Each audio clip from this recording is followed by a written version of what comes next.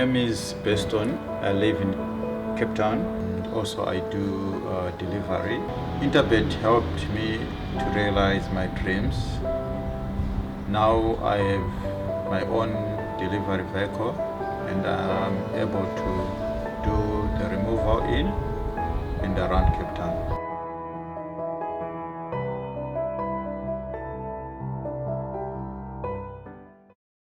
A warm welcome to the GTV selection show for racing at Turffontein, and we race on the Standside track Saturday the 6th of August 2022. 9 races on the card and the bipod will commence in race number 2. You'll be joined by Dees Dynant and myself, Rahil Radhakrishna, for the 9 races on the card at Turffontein, and hopefully we can guide you in the right direction. Dees, before we get into the 9 races on the card, it's been a while since we've done the show together. How have you been? How was Gold Cup Day for you? Yeah, Gold Cup was a very good meeting to close off Champions season. I mean, we were treated to some high-class action, and a bit more will be known about the champions that are going to be crowned on the 24th of August. That's the Equus champions.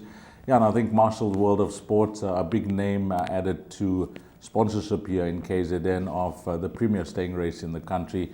Wonderful to have them aboard along with all the other sponsors on the day. Yeah, it was a wonderful way to close off the season, Rahil, and been boxing on, and hopefully everything goes according to plan for this season. I think on behalf of yourself and I and entire Gold Circle TV team, I wish to all the punters out there, may this be a profitable new season and the season of your dreams. Race number 1, what you make of it?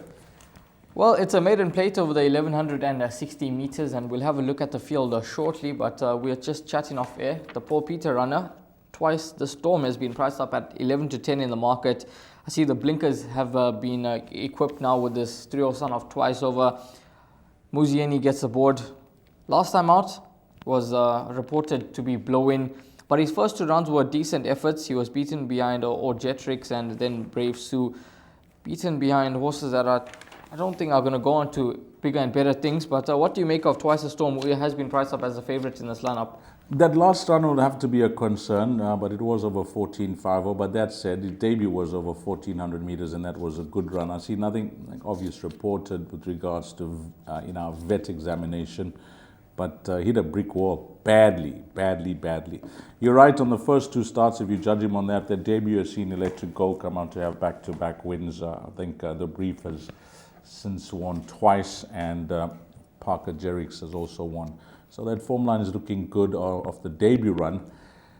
When you analyze the opposition, I think the horse is priced up at around 11 to 10 at the time of recording the show. And I think bookmakers, they had very little choice when they analyzed the form of the race runners. So therefore, putting this horse short and judging him on his first 2 runs. But Burgess, now, St. John Gray's runner keeps me interested. You mentioned the blinker strike is Twice the Storm, so is Burgess.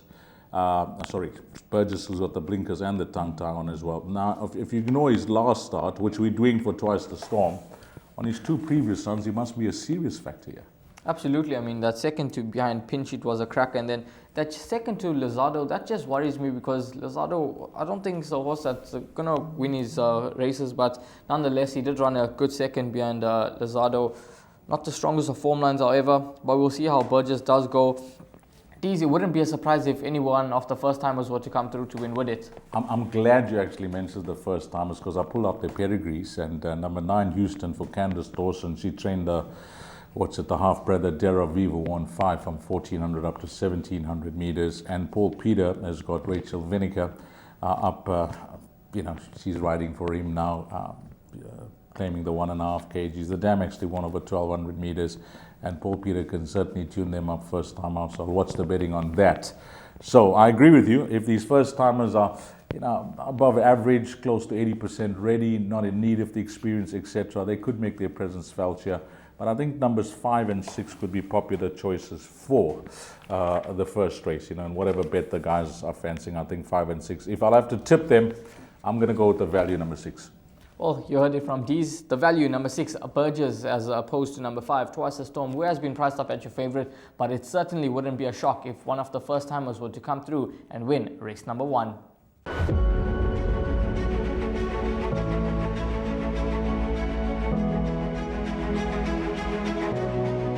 It's good fun. Days like these are great. You get the whole industry together. and to have, you know, companies and corporations like Interbet and Cape Racing who are so generous with sort of time and energy into making a day like this possible is it's fantastic for everyone.